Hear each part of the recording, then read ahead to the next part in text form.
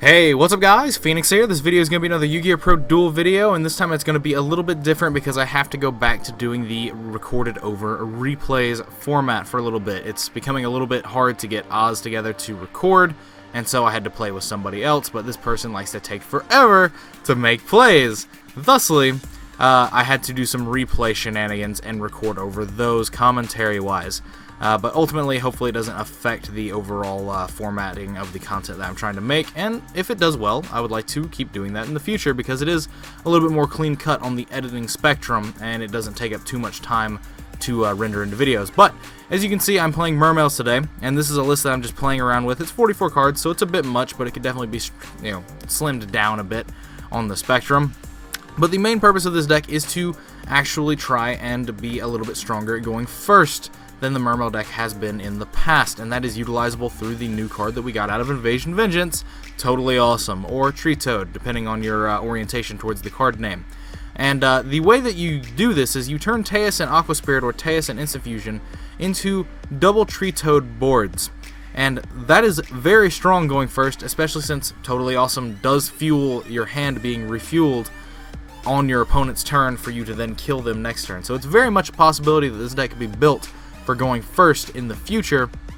Thus, it's something that I wanted to experiment a bit. But for those of you that don't know the play, it involves Abyss Teus plus either Aqua Spirit or Instant Fusion plus any random water. And what you do is you discard the random water, summon Teus, and use Teus to add Abyss Osha. And then you use Abyss Osha to target Teus, and then you special summon Mander and Gund from deck. So your board is Osha, Gund, and Mander, and the Teus goes to grave. You banish the random water or the Teus for Aqua Spirit, or you activate the Instant Fusion. And you special summon Norden or Aqua Spirit, and you overlay Aqua Spirit and Mander into Bahamut Shark, and you detach Mander to summon your first Totally Awesome.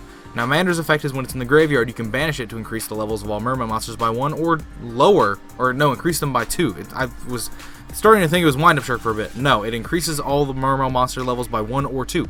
So you increase them all by 1. So at this point, your 2 Mermails on board are Osha and Gund. Those become level 4s.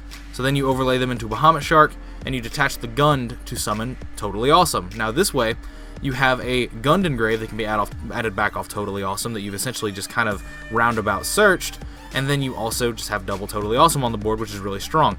And then depending on what your hand is, you're very capable of stunning your opponent out of the game and then killing them next turn. It's very much a very valid possibility. But anyway, like I said, this format is going to be commentary over replays. There are going to be 5 games, though, to compensate for the shorter length of the overall games themselves in terms of the replays played really quickly.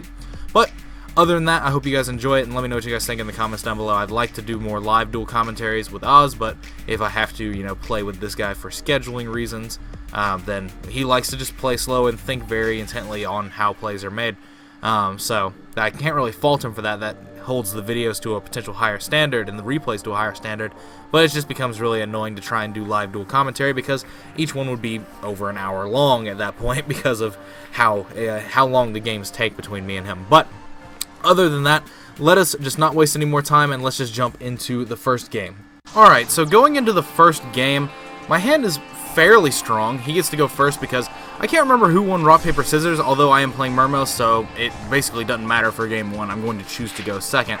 He opens pretty strong with Thrasher and Union Hanger, and I have a max C to, at least try and draw some cards off of this, but he ultimately ends with Buster, Tsukiyomi drawing 2 cards, and having multiple traps. Now I have the Gamma Seal for the Buster, so that's not really a big issue. The big thing that I want is a Twin Twister to try and play through some of this back row. I can play very effectively through 1 trap with the Mermail deck, and depending on the hand you can play through 2 to 3 of them, but depending on what they are, that's going to be the main factor there. But tried to Desires into a Twin Twister that I run, but didn't ultimately get there, and then just had to start making plays, and ultimately got hit by Double Strike and Emptiness that was face down, and then the Emptiness stayed up, so my entire hand is dead.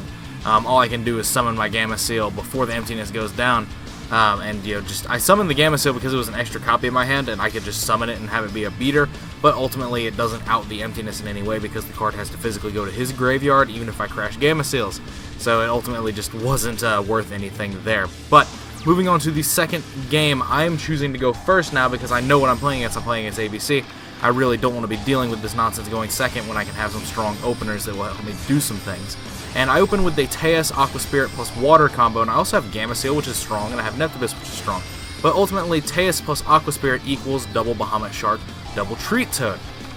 And, or excuse me, double Totally Awesome. So, you're able to just do this for free, making a very strong turn 1 board, and then the Totally Awesomes are going to be adding back cards like Gund that get summoned out of the deck off of your Teus. So it's ultimately just something really good. You stun with 2 negates and then do other things, and depending on your hand, you can even go further in your first turn. But my opponent has an actually really strong hand for countering multiple Totally Awesomes with multiple Union Hangers. I wasn't expecting the second Union Hanger at all, to be completely honest with you. The second Union Hanger really caught me off guard because it's kind of like obvious that they would see multiples because there's 6 of them, but I was just hoping that he didn't have it because usually, you know, it's only a 6 of. It's not like it's half their deck. But ultimately, he was able to come back from his position, doing some very smart plays, making Tsukiyomi and then baiting my Tree Toad negation with Instant Fusion on Norden because I didn't want to deal with a Utopia. Then him resolve the Tsukiyomi, so there was that. And ultimately, he just was able to out my negations, but then, because I had the Gamma Seal, I had multiple ways to come back and combat his ABC Dragon Buster that he used to banish my cards.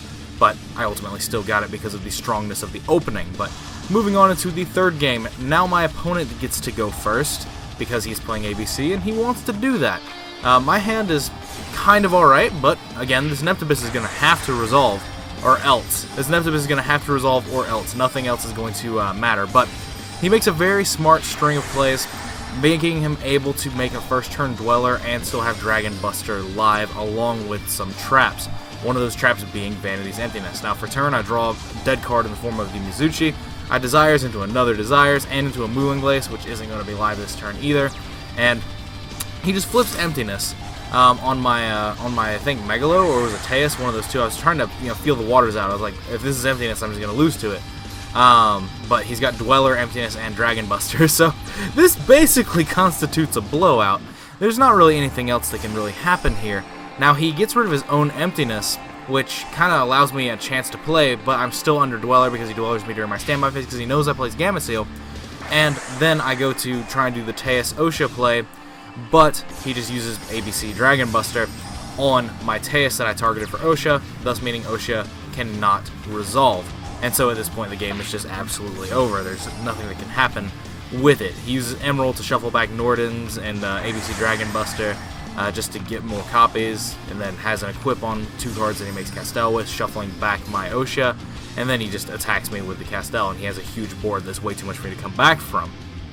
It seems very much like going second against this deck is very, very difficult, but going into the fourth game, I am choosing to go first yet again, and I have Teus plus Instant Fusion plus Water, which is the exact same play as Teus Aqua Spirit. You have so many ways to actually, open it, and ultimately, depending on some ratios that might change around in the deck in the future, you are more likely to open this going first, as well as being able to resolve Neptibus.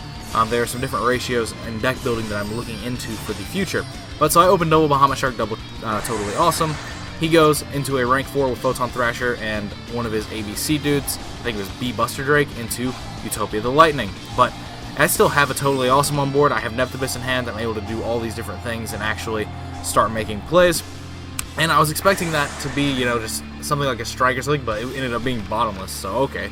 I was just trying to feel out the nonsense of the day, but it ended up just working out in my favor handily, and I'm able to add back Abyss Teus off of my Totally Awesome, negating the bottomless, which is now on my side of the board, and then my Megalo is able to attack twice. I have multiple different things just facilitating game here, and I added a Heavy Infantry off of my second Dragoon Search to discard off the Teus to pop his Utopia the Lightning. But otherwise, I would have been able to attack into Utopia the Lightning with something else and then just attack over it with Megalo. So I definitely had the out to it, but hey, worked out in my favor either way. Now, this game, the last game, my opponent actually bricked, and it's it's a little bit unfortunate, but he goes Special Photon Thrasher, set Emptiness, set Strike, and he's got double Instant Fusion in hand. There's not really a good rank 4 he can make here, and I'm just able to dismantle his board. I just immediately start my turn with Megalo discarding Marksman Infantry, because I'm expecting a strike, but even if I get striked, the other 2 cards are going to go away. The Photon Thrasher as well as the other face down are going to go away. Now, he makes what I believe to be the smart play in flipping the Emptiness, so that the Megalo stays in my hand and he doesn't just take 1500 for nothing, because the Emptiness is going to go away anyway off the Marksman. But all 3 cards are getting cleared regardless, so if that was one trap, they were going away.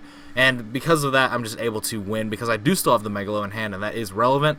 But arguably, it was still better than trying to wait and take the 15 off of the strike, rather than using the Emptiness.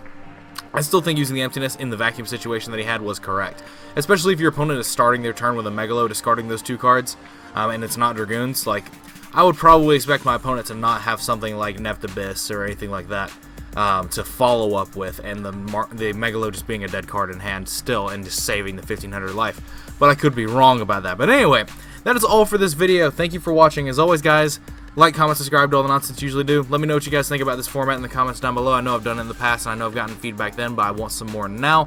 It just makes it a little bit easier to do some quick games, quick filming, because this is a person, like I've already said, is a person that takes time in their plays and wants to play a lot, and like think out all of their plays. So if I did live format with this person, then it would be very, very excruciating to watch, because they would all be like for 3-game videos, it would all be over an hour, because that's how long it takes. Like, it's just, he'll think for like every single move that happens, so replays kind of have to be the case with this. But this person is a little bit easier to record with than Oz is, but I do want to keep recording with Oz for live commentary duels. But anyway, let me know what you guys think about it in the comments down below, as per usual. Like this video if you like the format, like this video if you like my content and you want to see me keep making more of it, and if you know some people that might like my content, I encourage you to share it around to them, and maybe encourage them to subscribe as well to help the channel grow. And it's a fantastic way to show your support if you do or do not do either of those options. But if you do at least one, it's a fantastic way to show support. But other than that, again, let me know what you guys think in the comments down below. I'm going to do some tweaking to the Mermail list and probably play a video with it again later, showing the changes I've made to facilitate more of the totally awesome nonsense, to make the deck just stronger going first, because I think that's the way this deck has to adapt to move forward. But other than that, again, let me know what you guys think in the comments down below. Thank you for your time as usual. Thanks for watching, and as always, guys, take care.